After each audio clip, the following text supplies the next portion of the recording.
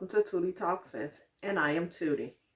So yeah, I still haven't did nothing to this head, and I was just looking at it before I pressed record on the camera. I was like, my head beginning to look like I'm over here like Kylie Jenner. Y'all seen that when she had that big old lion just over there on her chest for the fashion week? Yeah, that's what it looked like. That's what my head beginning to look like. Like I'm finna sing and be like, but yeah, let's get on to talk about. Let me see. There's only two things we're gonna talk about. First, on the way here, I was on the radio. I was listening to the radio, and I heard that the LGBTQ plus. I think I got that right, y'all. Put it in the comments if I didn't. But apparently, there's a problem with Beyonce performing in Dubai because Dubai is a very have very strict rules against same gender relationships in their country. Is a city, in their city. So so they said that, and initially I first heard this yesterday. So when I heard it yesterday, the person who was commentating on it was saying that that her last album, it's a like a big up to the LGBTQ plus community. So they say her last album, she have a lot of T.S. Madison. She has different people there on her last album, and the music and everything is pretty much dedicated to that community. So when she performed the songs from off that album, then it kind of like cancel each other out because they may be against it, but at the same time she performing songs with these people on it, so they're gonna hear it in the city. So it's like rebellion against it anyway. But then I heard today that she wasn't allowed to. She did not perform any of the songs on that Renaissance album. But the way I feel is, for 24 million, I'm sing whatever it is for what 70 minutes, 90 minutes. It could be 100 minutes. For 24 million, let that black woman get her money. Let her get her own struggles and everything to take. If I was in the community, my opinion may be different, but I'm not in the community. And before she said anything, she's a black woman. And I feel like, and as far as I know, Beyonce is not in the community either. So for her to dedicate a whole album, or to pick people, I don't know if she dedicated, but to pick people specifically from that community to be on her album, I think that's good, because as a woman, as a black woman, you already got the two fights that you're fighting every day on the daily. Then you pick the fight that has absolutely nothing to do with you, and still represent people and have people from their community to be on your album to give recognition to that community. 24 million, you want her to just be like, no, I'm good. I mean, she probably is good. She probably don't need the 24 million, baby. But somebody offer me 24 million, I'm like, what you need me to sing? Well, I'm proud to be an American. Yeah, I'm just playing a little bit, but maybe I'm not. I don't know. I never been offered $24 million, so I can't say what happened or what I do. I would like to say I have some principles and stuff if it comes to something within my community. Am I going to go perform for Donald Trump? Probably not. But the way they did Cashapp Michelle, baby, I was like, she didn't deserve all that. It was just a song. So, babe, what they say, not my circus. So, let me go through real quick the rest of the video. I'm going to go through real quick because back to Tasha K, Larry Reid and his accusers, right? I thought it'd be over with, but it's not. Because I guess Tasha released something on her website, but then she'll go and release something on YouTube. So then she'll have the whole YouTube talking about it. So yeah, I had to come back and talk about it because it's everywhere now. And I am surprised after that last lawsuit. And people like, Tasha wouldn't do that after that last lawsuit. Did you not watch Tasha doing the first lawsuit? I don't care what you say. I'm putting it on there. If it's bringing her views, if it don't make dollars, it don't make sense, baby. It's bringing her views. Yeah, she finna put this stuff on here and make her some money. Because by the time he sues, she been made the money she's gonna make. Because in total, I don't know how much she made in the Cardi B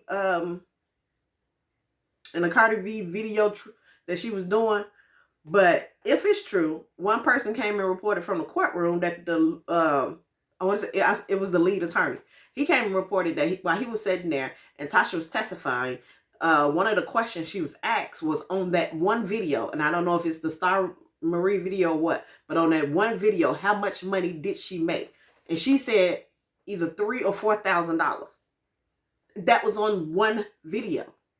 So if you go and they say she don't have the money for the lawsuit for from Cardi B, yeah, maybe she have it tied up in business. They did buy new studios, buy different homes and everything like that. But that was from one video. She have hundreds of them. So I don't know how much money Tasha K has, but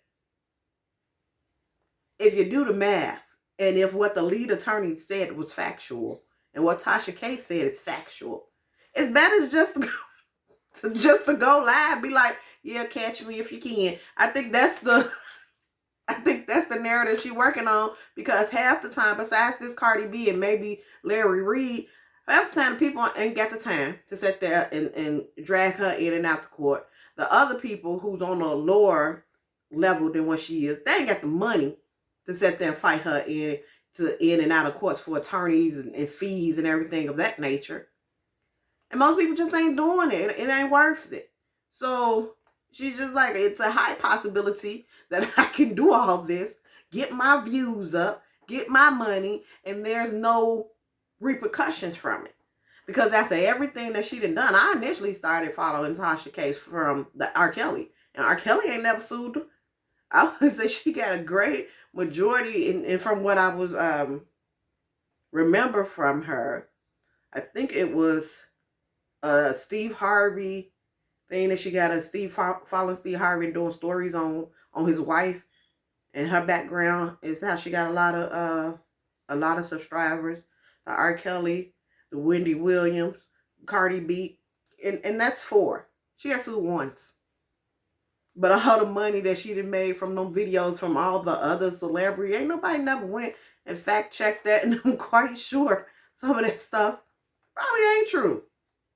But when you got so much other stuff going on, like what this YouTuber saying is, it's not really it ain't really gonna matter like that. Like in Larry Reid live, I think it does, and Cardi B, because of the type of person she is and her sensitivity to it, and I don't know what she was saying on Stan and Jason Lee when she just did the interview, as far as her mental health from it and just having a baby and things of that nature, where it really affected her.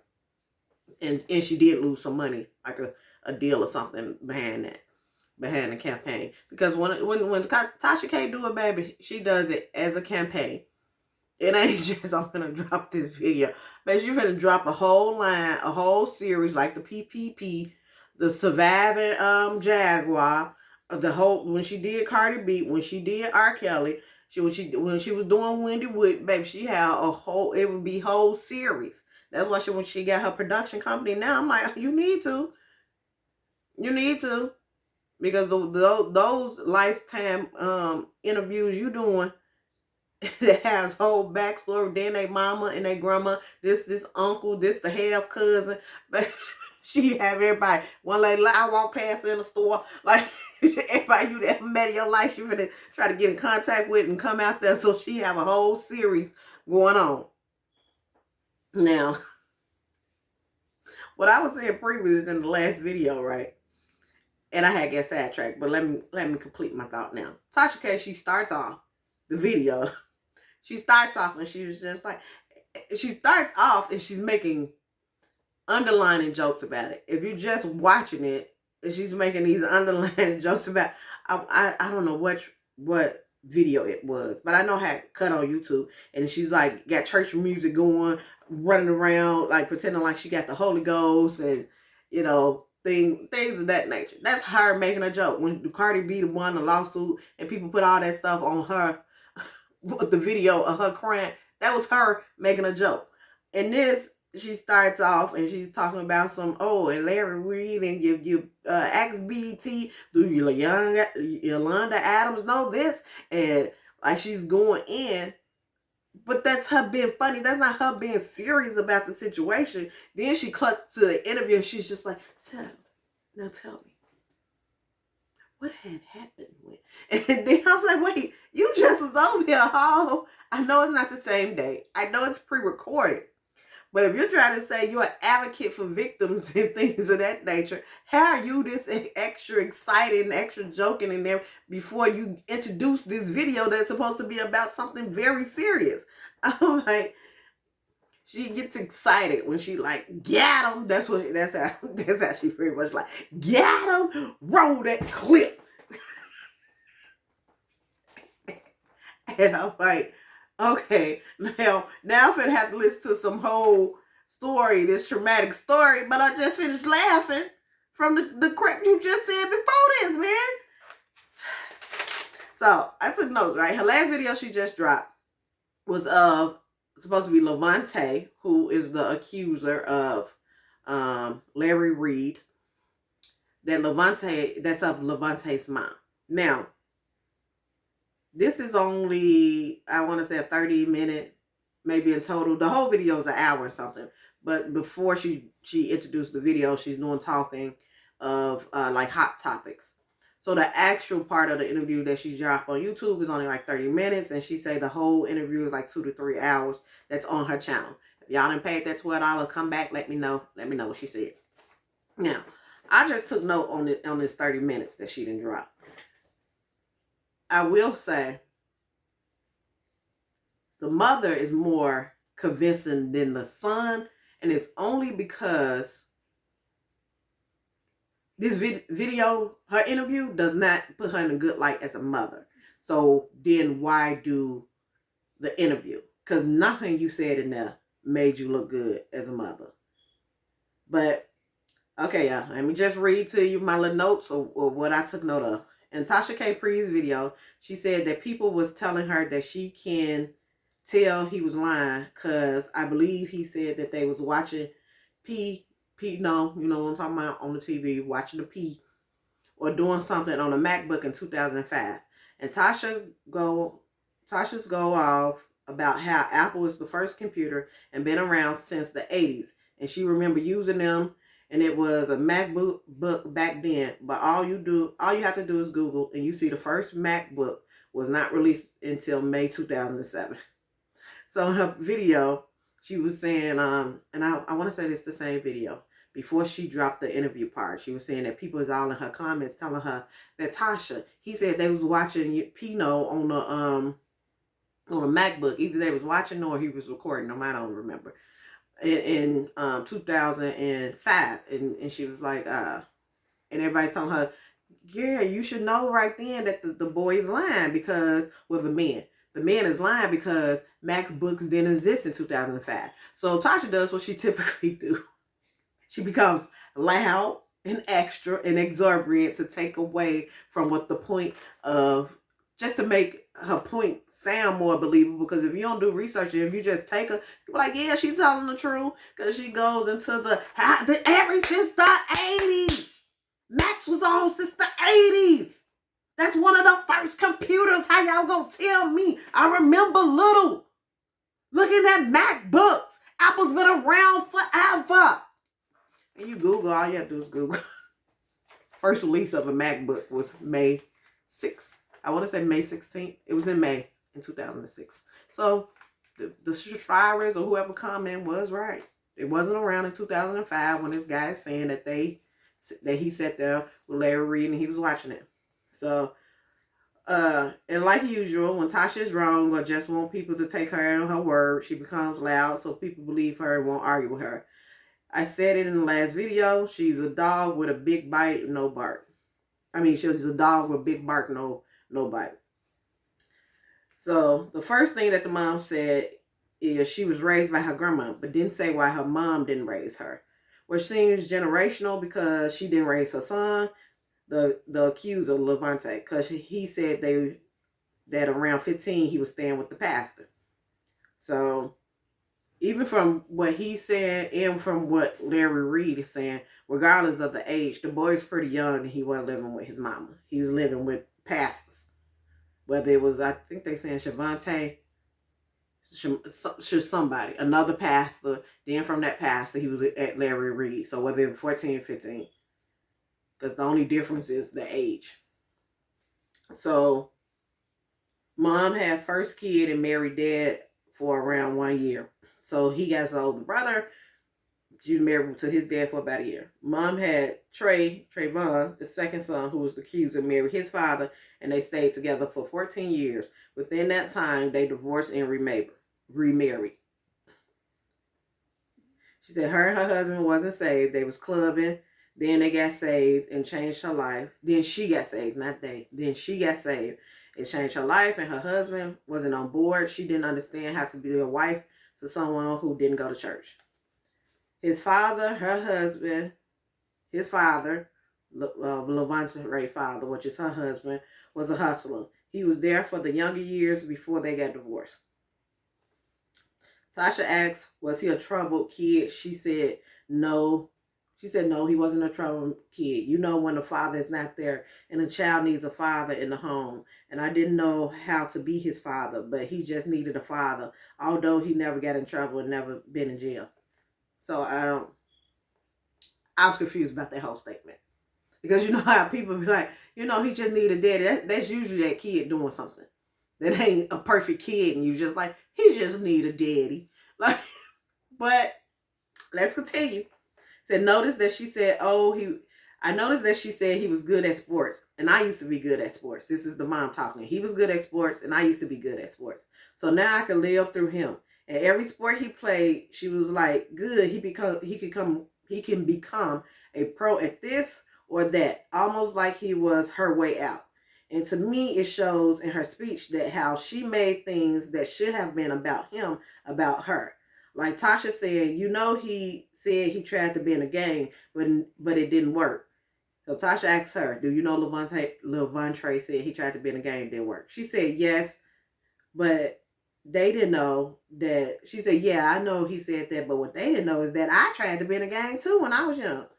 When my grandma said me to Long Island, New York, to try to get to know my mother because she had left when I was young, that she tried to be in a gang when she went to Long Island in New York. She still didn't say why her mama left when she was young, how young she was when the mama left, did she ever get to know the mama, nothing. Which leads me to believe, no.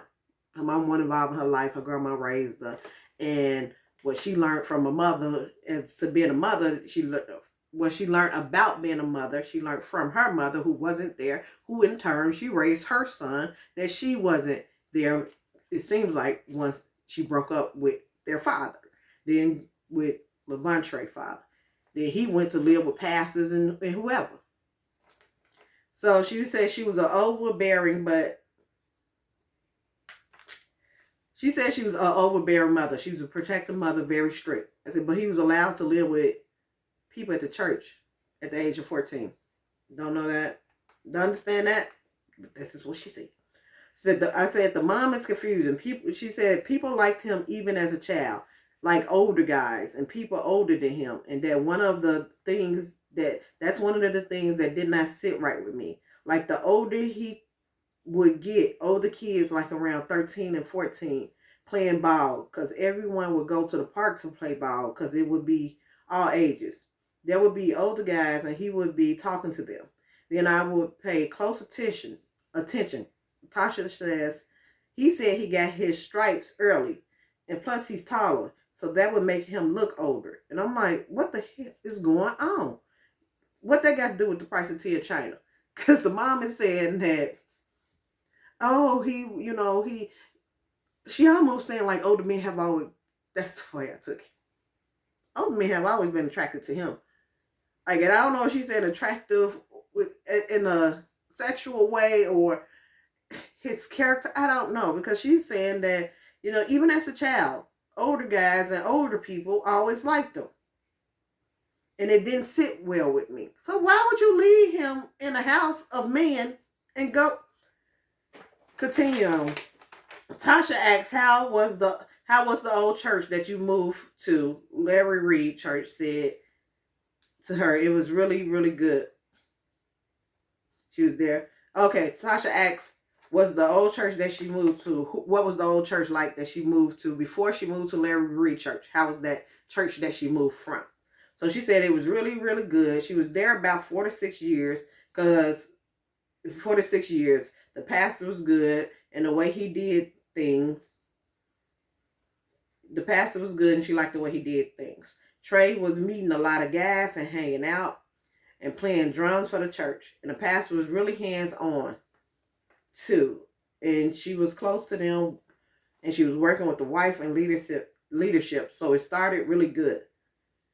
Trey said that he's still, to this day, he is still really close to that pastor. And he didn't want to leave because he was making the money. And the mom said, yeah, it was me. She said, yeah, he didn't want to leave. I did. I remember Reid coming, visiting the church. And one of my friends invited me to Reid Church. That's how I met them. So initially she's saying everything was good at the church. I don't know what type of swag Larry Reid had, but it seems like once she seen him, she said he came to visit, and one of the friends invited her, and she left this supposedly good church to go over to Larry Reid. So then Tasha asked, how did you decide to leave the church and go to Larry Reid? She said, there were some things going on with the pastor that didn't sit right with me at the time. And I said, I'm not doing this anymore. But Trey still talked to him. And you just said you left the church because of you, but the pastor was really good. Okay, so she was saying, I took little notes. So when I start reading it, don't sound right, I have to, okay, now I know what I was saying. So she said there were some things going on. Tasha asked, why did you leave the church? The church was good. The pastor was good. You liked the way they was doing things. You was in leadership. So, but your son said you left and he stayed there. So why did you leave the church? You left to go to Larry Reid. He stayed there. Why did you leave the church? So then she says there were some things going on with the pastor that didn't sit right with her. So she left and went to the other church. And she left her son at the other church. And she left and went to Larry Reid Church. So Tasha asked what's the first impression that she had of Larry Reid Church. She said her first impression was wow, but in a good way. She joined and left the church, and she joined and left Trey at the other church, but she said he was only 14. She said, I'm going to let you stay with the bishop. So I don't know if that was actually living with him or stay as far as going on Sunday for church. She don't know how long he stayed, but she eventually felt like he had to be where she was, and she can't keep leaving him there. So she left the boy, and she said, I let him stay with the bishop. Now, I don't know if she's saying living, because if so, that means before the boy was 14, you had him living with somebody else, and you wasn't there. Or if she's just saying, I left him there with the bishop as far as on Sundays, he was there and she was at another church. Don't know. She never clarified. So, and she said, I can't keep leaving him there. She said Larry was married and divorced a few times. So I'm like, when did that happen? I thought Larry was only married to Lisa once. So she said she didn't see anything. It was normal for men to be with boys. Because Tasha asked her, did she see anything wrong or going on? She said she didn't see anything. It was normal for men to be with boys and women with girls.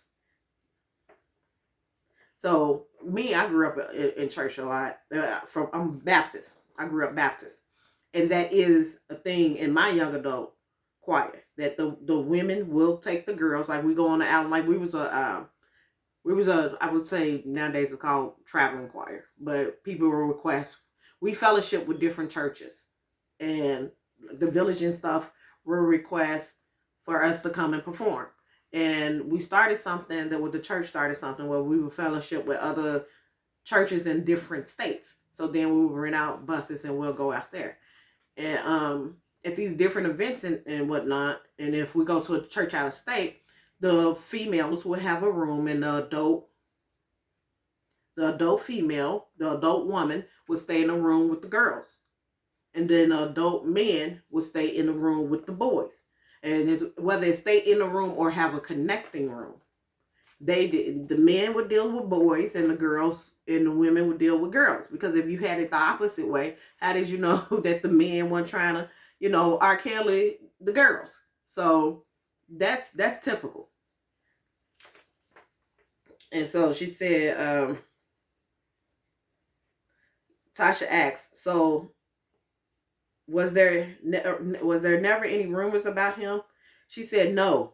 Tasha asked her, was there ever any rumors about Larry? She said no. Only thing was that he was gay.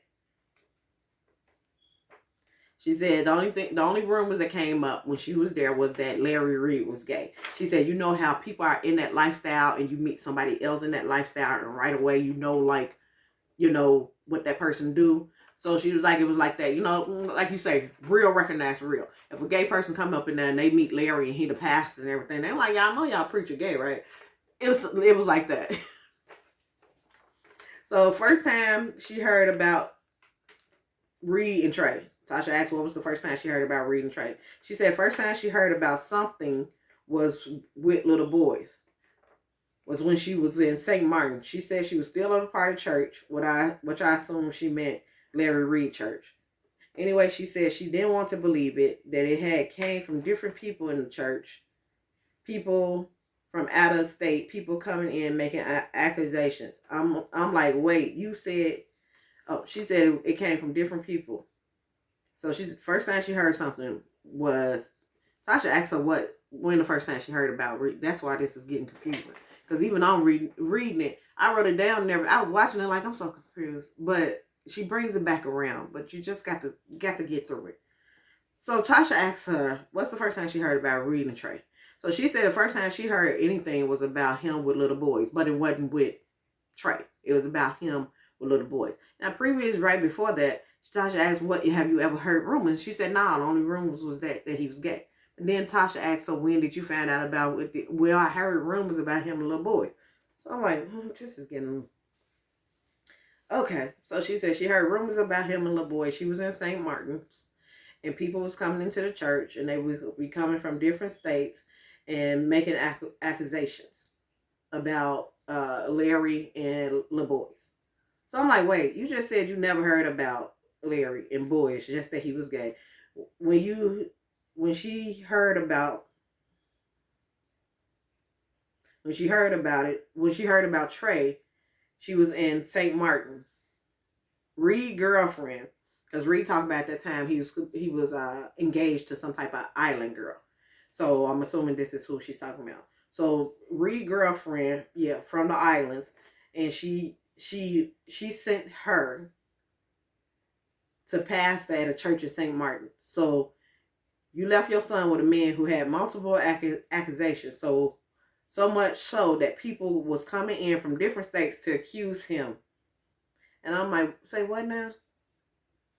So Larry Reid dating this girl, they engaged, and she's saying that the church in London, St. Martin, that those people, that the church needed a pastor or something.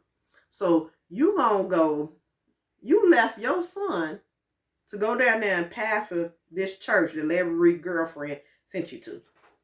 She said she left the boys, and how Trey, this is how she found out. Trey was on Skype crying because she left him. Now, when she went to St. Martin now, she left her boys. Man, she got two. She ain't just got Trey. Trey is the youngest. She got an older and the youngest. So she said, because the way she telling this story don't sound like she told her boys. Sound like she just left, which makes me think that they wasn't living with her. But she says she left the boys, and she started talking about how Trey was on Skype crying because she left him. And she said, I mean, he's a teenager and he's on the phone crying about me leaving him. Yeah, that's what she said. Tasha K was trying to say the woman, right? She was like, I mean, at this point, they are teenagers and self-sufficient. So did you leave them at Reid home or at your own home? Like, so she know everybody's going to be like, mama, she was trying to clear it up. I mean, they're teenagers. They're self-sufficient. No, because if he's at Larry Reid home, according to you, he's 14. According to him, he's 14. That's when he moved to Larry Reid home, right? So you're telling me the 14th? Okay, come on, let's continue. She said, so she asked her, so Tasha K said, oh, they're teenagers, they're self-sufficient. So did you leave them at your home or Larry Reid home? She said, no, when I was in St. Martin, and even before then, they stayed at Larry Reid home. Tasha said, you didn't believe the people who were saying all this about Reid? She said, no, because you never want to believe that about your leader. He said, do you think he sent you to St. Martin to be out the way so he can be with your son? She said, honestly, no. Then it was her cast a light on her and her ministry. She said, honestly, no. And I think she said no because, like I said in the beginning, a lot of stuff she turned it around to be back about her. So if you feel that Larry Reid sent you there to be with your son, then you have to cast doubt on herself and about her ministry. And it seems like this is one of them people that her ministry means everything to her. Obviously more than them sons. But yeah, I think I'm missing that. She said she found out when she was in St. Martin's. Her oldest son called and said that he was going on, that they was getting kicked out the church because they was dating the other girls. And then Trey told him that the things with Reid was going on. She talked to Reid over the phone and he said it was all lies. And she didn't believe him. It took her weeks. She found out she was in St. Martin. The boys was getting kicked out because they was screwing the girls in the thing. Now, she talked to Reid. Reid said it's all lies. Did not happen. She stays in St. Martin's for some more weeks while your boys is getting messed with at Reid house, according to her.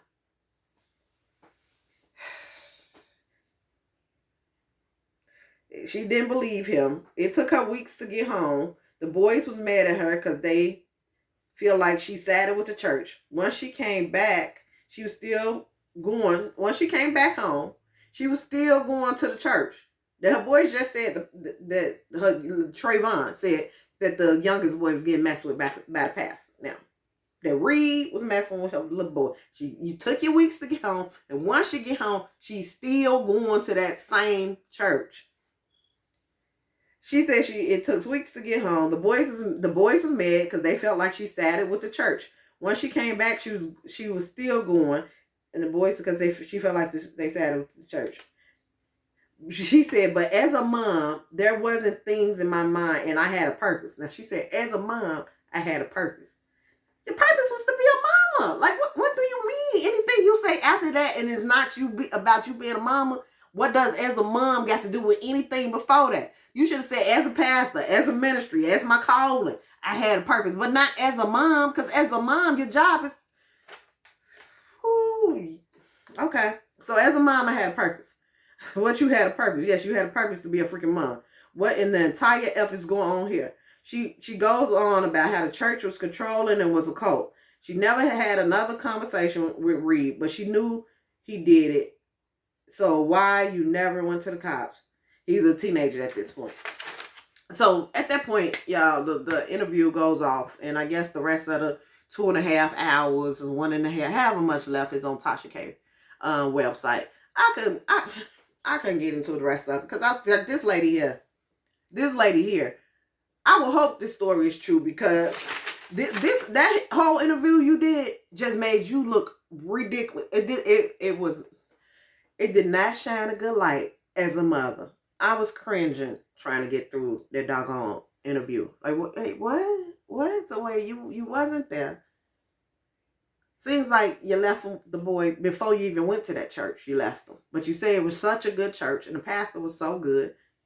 But then you say, then things didn't sit right and stuff started coming out about the pastor. It seems like that's the same story now that you're telling about Larry Reid. So I'm like, I don't know what's going on. On the interview side, it does not do them any justice, and it doesn't make them look good at all. But at the same time, the only thing that I would say about Larry Reid, now I can't say whether or not the man did it or not. It doesn't seem to, but it seems like from his behavior and him not, it seems like you have to pay close. I pay close attention to not so much of what people are saying. I pay attention to what they're saying, but I also pay close attention to what people are not saying. So what Larry Reid have made it a point was the boy the age was when he moved in a house with him. And I want to say into that last interview what he did with Unman and Storm, that they said that, you know, a lot of people, the problem is that you never came out and didn't believe, denied it. And I believe what he came out and said was, if it comes to anything about me touching an underage boy, that is absolutely true, absolutely false. I absolutely did not do it. But I don't know. Y'all tell me. As far as I know, he have never came out and said nothing sexual went on between me and Levantre. I think if he could say that, then it would a lot more people. But I think something did happen, but it wasn't when he was underage. Now, it may have been still inappropriate because you was the pastor and because you was much older. Whether it comes to man, woman, man, woman, I don't care how it look. Once you pass a certain age and you messing with little 17, 18-year-olds, you're like, what's wrong? What's wrong with you? Why you can't give nobody no age? Your own age. That's either mean you're trying to manipulate or you slow for your age. Because why you need somebody 10, 20? I don't even care, like 20-year-old, 50 and 60-year-old. Why P. Diddy can't you get nobody? I'm just kidding. I'm just kidding. Why can't you get you nobody your age? Because a lot of times when you see that, it's because men that's around your age is not going for your boy. You need somebody younger because you can impress them more or easily with material things, where an older person who's your age then live life and be like, you got to come with something more than that. A lot of times people your age got what you got.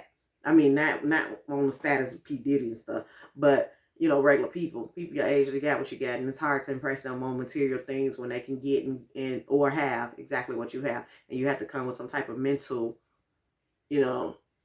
something to bring to it. But yeah, I don't know. Like I said, it'll be better. And then Ron Wiggins, he just did a thing because I guess people are going off on him because of he just did a YouTube live. I want to say yesterday, and I'm like, the way that he's talking, I feel like my mouth is getting dry. That's why I'm doing it. The way that he's talking, it's like he'll go back and forth between believing Larry Reid. He's like, no, I believe him. But if it comes out that he's some type of pedo, I'm done. I'm completely done. We got nothing to say to each other. And then what's crazy is, like, if that's your friend, I say the same thing. Like, if pedo, we ain't friends no more. But then what's crazy is that he's coming back. But don't y'all think it's gonna be inappropriate too? What if it was just he was a 17, 18? Baby, that's a conversation I'll have with my friend. I ain't finna have it online. Like now look now. I know you know pedo, but did you mess with them when he was of age, but you still, because I ain't gonna butt publicly. I'm like, if it's underage, blah, blah, blah. I'm like, I don't know. It seemed like he getting a little shaky there with his support with Larry Reid. So we're gonna see how this all go. But I do agree with Amanda that I would like to see Larry pursue it in court, because if he don't pursue it in court, I think a lot of people are who's believing him now is not gonna believe him anymore. So yeah, let's see how that play out, and then I'll talk to y'all next time. Like, comment, and subscribe, and let's see what we got to talk about next, y'all.